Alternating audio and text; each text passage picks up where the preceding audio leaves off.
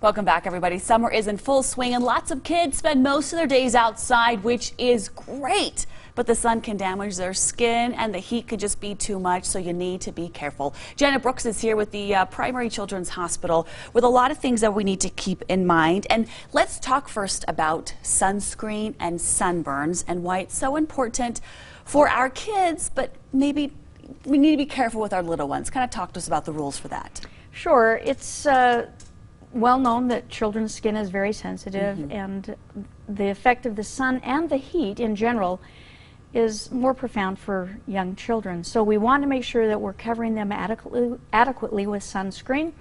And when we talk about that, we put it on a half hour before they go outside, and then we repeat at least every 2 hours, and more often if they're in the water. And there is some discussion right now about making sure that it's a broad spectrum sunscreen that protects from all of the different types of ultraviolet rays.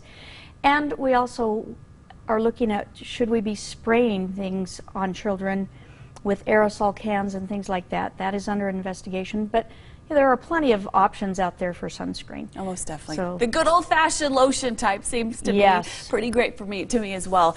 Now, in addition to that, keeping our children hydrated while they're out in the sun, because obviously it's so hot, so draining, and water is so important. It is, and we want to make sure that our children are drinking at least every 20 minutes. If we wait until they're thirsty, that means they are starting to dehydrate, and so we want to keep drinking regularly. Not sugary drinks, but water is certainly the best. And then all of the heat-related things that we don't anticipate during the summer, leaving kids alone in the car, fireworks, dangers around water because it is warm and we're going to water. There are so many things to consider for children. And for some parents it can be a little overwhelming because, you know, you've got that fine line of you want to have fun, you want to let loose and enjoy, but also you really can't let your guard down. Yes, you know, last week in the United States we had 3 children die after being left alone in the car.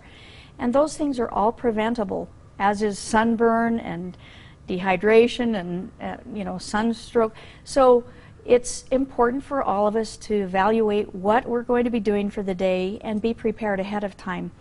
This leaving children alone in the car is such a tragic type of event that because it's completely preventable. Yes, and it's, by and large, it's because people forget their children. They might have a different routine or, you know, change of plans, but also locking our cars and not letting our children have access to our keys and our key fobs, because a couple of these children climbed into the vehicle and were unable to escape. And that temperature in the car can heat up as much as 19 degrees in 10 minutes. So scary. Now we're just touching the surface here on things you need to know to keep your children safe. So if you go to our website, goodforutah.com/GMU, we're going to have all the information from Primary Children's Hospital that you can be aware of to make sure that you keep your child safe. Enjoy the summer. It's so great, but do so safely. Absolutely. Have Janet, a good time. Thank you very much. We so appreciate it. You. Brian, back over to you. All right. Thank you, Emily.